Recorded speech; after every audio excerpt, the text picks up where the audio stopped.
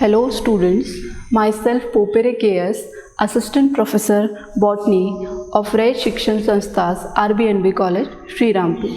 So in this lecture, we are going to discuss the different forms of DNA, that is A form, B form and Z form of DNA, and RNA as a genetic material, that also we are going to discuss. Okay, so first let us start with B form of DNA, or we can say pDNA. So this B form of DNA, this DNA usually it is found in all the living organism, means it is naturally occurring in all the different living organism under normal conditions. Okay, so this under normal conditions, it is found in all the living organisms. Okay,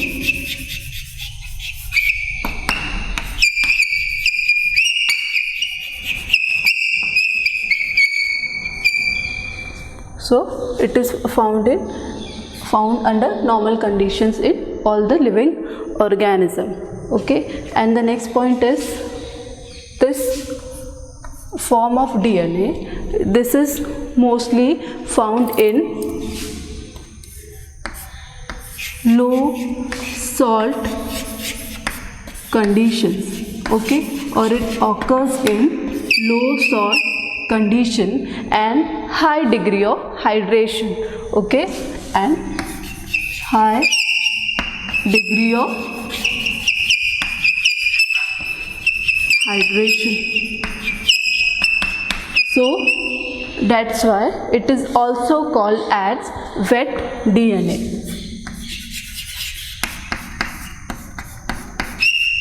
So when the salt conditions, we say means low salt condition, it occurs in low salt condition and high degree of hydrations. Okay, so it is also called as the wet DNA. The B DNA helix,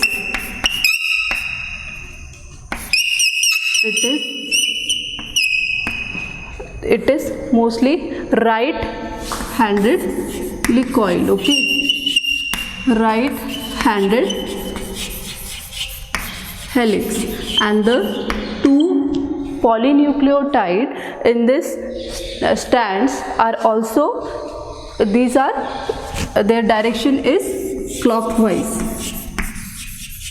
means the DNA helix, they are wrapped around itself in a right-handed fashion, and the single strand in the DNA, it rotates, or its orientation is in clockwise direction. Okay, now about the helix. Okay, so the height of each helix is, helix is of 34 angstrom, and the number of base pair which are present in one helix is, 10 base pairs or nucleotide base pairs. 10 base pairs are present in an helix, and the distance between the two nucleotides or the helix, it is 3.4. The distance is 3.4 angstrom. So this is about the B form of DNA. Okay, that is, it's occur in normal conditions, that is all the living organism in normal conditions. It mostly forms in low salt condition and high degree of hydration. That's why it is called as the wet DNA. And the B DNA helix, it is the two polynucleotide strands in the helix is wrapped around itself in a right-handed fashion, and each strand is, this orientation is in clockwise direction. Okay, and the helix the one helix turn, it is of 34 angstrom. The basis which is present in one helix is 10 base pairs, and the distance of the base pair is 3.4 angstrom. So this is about the B form of DNA. Now we will move to A form of DNA. Now A DNA. This A DNA, it is a right-handed helix, or we can say the helix is right-handed, okay, and it is the dehydrated form of DNA. Okay. So this A DNA, it is dehydrated form of DNA, okay, means what? It will occurs in, or it will form in when there is dehydrated condition and high salt concentration, okay. So the high salt concentration, or we can say when Na plus is high in the environment, now then there will be formation of this A form of DNA, okay.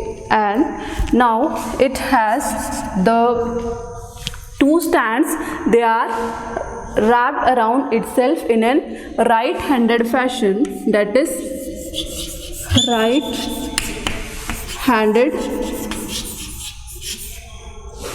They are wrapped around itself in a right-handed fashion, and each strand, as in the case of BDNA, it is in a clockwise direction, okay. The orientation of the strand is in a clockwise direction.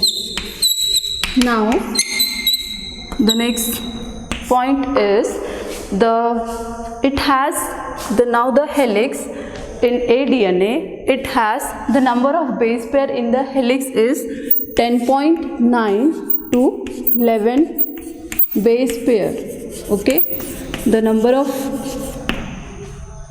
base pairs, okay, they are 10.9 to 11 base pairs, and the diameter of this helix is 23.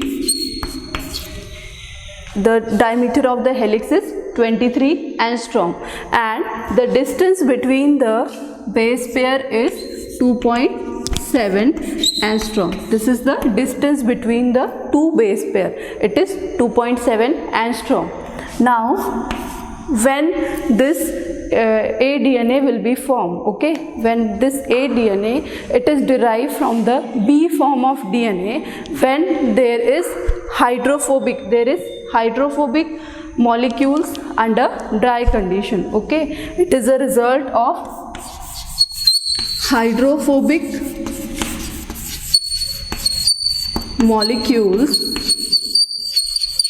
under dry condition, okay, that is dehydrated conditions, and when the salt concentration is high, okay. So it is formed as a result of hydrophobic molecules in dry conditions. So this is about the A form of a DNA. It is the dehydrated form of a DNA. It is a right-handed DNA, or we can say the helix is right-handed. Now next is it occurs when there is dehydrated condition and salt conditions are high, that is Na plus salt when it is high in the environment, okay, or their concentration is higher. Now it is in right-handed, and the E strand in the helix, it is in clockwise direction, okay. And in the helix, its diameter is 23 angstrom. It has 10.9 to 11 base pairs in a helix, and the distance between the two bases is 2.7 angstrom. And when this DNA will be formed, when it is a result of hydrophobic molecules in the dry conditions, okay. So this is about the A form of DNA. Now we will move to Z form of a DNA. So this B form of DNA and A form of DNA, this both are in right-handed fashion, or the polynucleotide stands in two forms of DNA, that is in A and B, that are in a right-handed fashion. Now in Z form of DNA, or we can say in Z DNA, it is the only DNA which is in a left-handed DNA. Okay, it is the only DNA which is left-handed DNA. Now the next point is, when does it will form? It will form in a small proportion in cellular DNA. Okay, it is formed in small amount, or it is formed in low concentration in cellular DNAs. And it is the skinniest DNA. Okay, means it is very thin. The DNA is very skinniest, or we can say a thin DNA having 12 base pair per helix.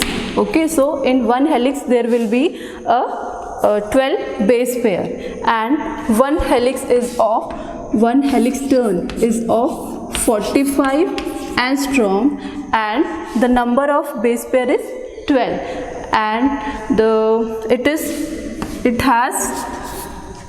as in the case of B and A DNA, there are presence of major and minor groove. Okay, the grooves where protein interaction takes place in the DNA. But in case of the Z DNA, it has only one groove, and the major groove is absent. Okay, so in case of DNA, there are two grooves, minor and major grooves are present in case of B and A DNA, but in case of Z DNA, this major groove, it is absent. Now, it is the most, or we can say it is the less stable form of DNA. The B DNA is the most stable form of DNA. This Z DNA, it is less stable, as if we compare it with less stable than the B form of DNA. B form of DNA. Okay, so this is the less stable, and B form, it is the most stable form of the DNA among these three. And when it will be formed, this Z DNA is mostly formed when there is repetitive or repetitive sequence of purines and pyrimidines, like GC or AT. When there are this repeating, or we can say it is formed when purines and pyrimidines are present alternatively. Okay, when GC or AT they are present, like GC, GC or GC, when they are present alternatively, then this Z DNA, it is formed. And this DNA is the most compact, or it is more compact. This Z DNA, it is the most compact, and it is the Z conformation, or this Z formation, Z form of DNA, it is mostly stabilized by the salt or high salt concentration. And when this B form of DNA, when B form of DNA, it is methylated or brominated, when reaction is done with methyl or bromine, then this Z form of DNA is formed. Okay, so when B form of DNA, it is brominated or methylated, it results in formation of Z DNA. Okay, Z DNA will be formed when this B DNA is brominated or methylated. Okay, so this is about the Z DNA. It is the only form of a DNA which is left-handed, okay, and it is found in cellular DNA, in small concentration in cellular DNA. The helix, diameter is 45 angstrom. It has 12 base pair and it has presence of only one groove, that is the major groove is absent in case of this zDNA, and it is the, we can say, skinniest or the thin DNA, and it is less stable than the B form of DNA. It will be formed when there is alternating purines and pyrimidines are present in alternate form, that is repeating form, we can say, and it is the most compact form of DNA.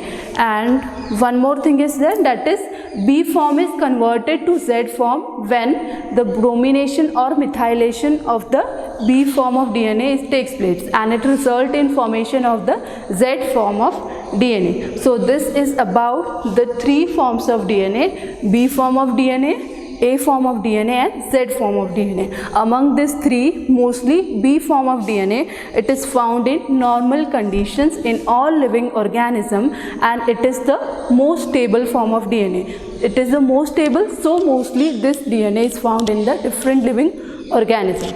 Now we will move to the next part, that is RNA as genetic material. Okay, RNA as genetic material, mostly, that is we will study TMV. Okay, TMV means the tobacco mosaic virus.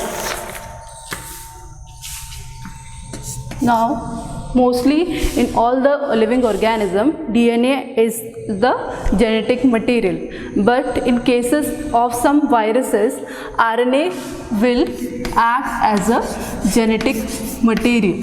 RNA will act as a genetic material. Now this RNA, it is, as we all know that DNA is double stranded, RNA, it is as single strand.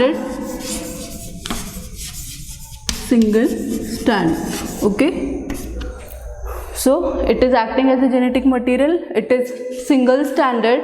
And now we will see some viruses, that is plant virus. First one is the tobacco mosaic virus. One more is there, that is turnip yellow mosaic virus. Now other is, that is wound tumor virus. It is also a plant virus. Now animal viruses, example of animal viruses is the Rao sarcoma virus, then influenza virus, then Rao sarcoma virus. It will cause cancer in humans, okay, or in animals, that is influenza, Rao sarcoma virus. Then now next is bacteriophage. These are the viruses which will, what is bacteriophage? These are the viruses which will infect bacteria, and the example is MS2. Okay, so these are the examples of some RNA, some viruses where RNA is acting as a genetic material. Okay, now we will see how this RNA is acting as a genetic material.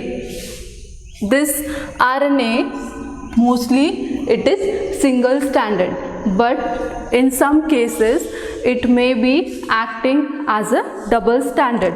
So double stranded, when it will be means the mostly RNA it is single stranded in all the where it is acting as a genetic material. Okay, so now we will see how this RNA is acting as a genetic material. Now this TMV virus. Okay, that is tobacco mosaic virus. Now the structure of this TMV virus, it is the virus constituting of two parts, that is a RNA part and a protein part. Their structure is like this.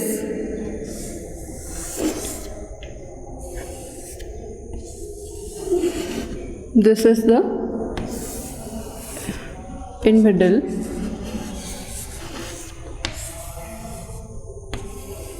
This is RNA and this is the protein part of the virus.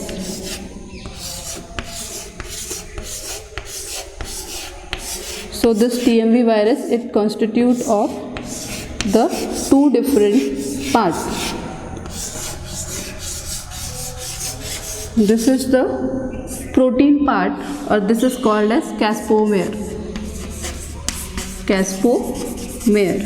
And this coiled part or helical part, this is the RNA of this TMV virus. And this RNA is acting as a genetic material in case of TMV virus. Now how it is found that this RNA is acting as a genetic material? Now what scientists have done, they have separated these two parts, that is the RNA and the protein part. Now what they have done, they have inoculate the tobacco plant.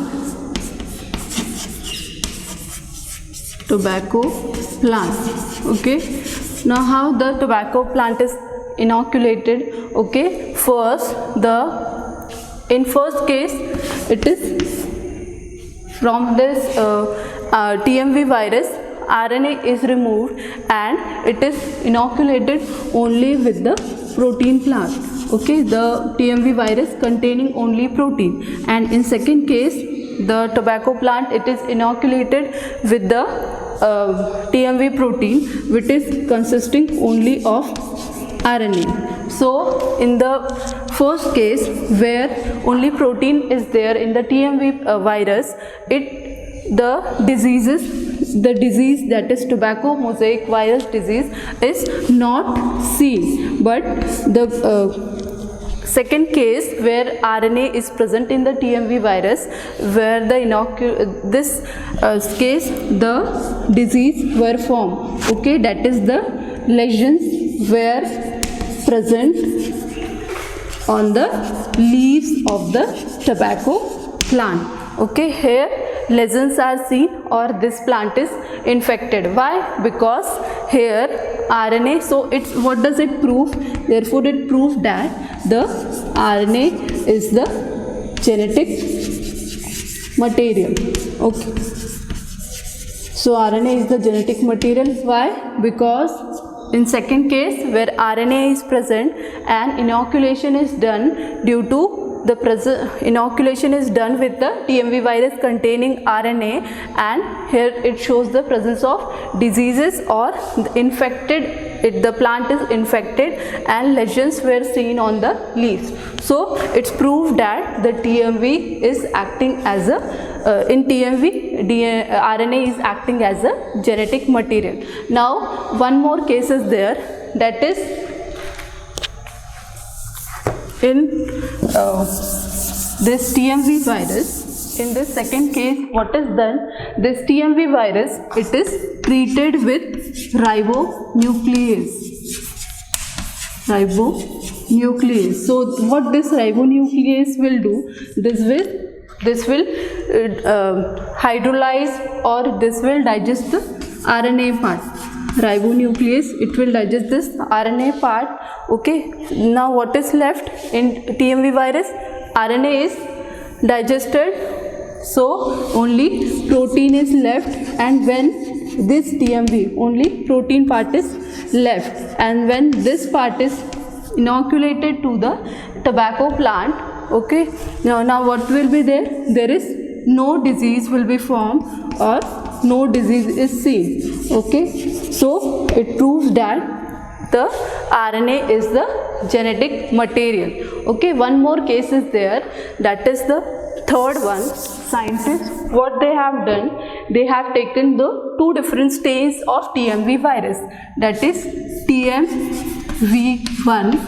Suppose we take it as this first strain, that is TMV1, and next strain is TMV2. Okay, what these scientists have done? Firstly, this will have the protein 1, and the second strain will have protein 2. This strain will have RNA is 1, and this strain's RNA, we call it as suppose RNA 2. Now what these scientists have done, they have made the hybrid of this two TMV protein. So in what is done, in first case the protein 1, that is of the TMV1 virus, and RNA 2, that is RNA of the TM2 virus. Okay, so these hybrids were taken, that is RNA 2 and protein 1, and in next case, that is RNA 1 and protein, in first case RNA 2 and protein 1, and here RNA 1 and protein 2 will be taken. So these are called as the hybrids. Now their progeny were studied. The progeny were studied of this two hybrids, and what were found, that the progeny will always have the same properties as the virus RNA was present in. Okay, so this progeny, they have the properties, means here hybrid is done, but the properties of this and properties of this second case will be depend on the RNA. This protein don't have any effect on the progeny. Okay, so what does it prove? That it proved that the RNA is acting as a genetic material. So in this case, two different strains of the protein, this TMV virus strain were taken, and their progeny were studied, and it proved that the DNA is the genetic material, because this progeny are showing the characteristics of the RNA, that is the property are showing of this RNA. Okay, this protein doesn't have any effect on the progeny. So it's proved that the RNA is the genetic material. Thank you.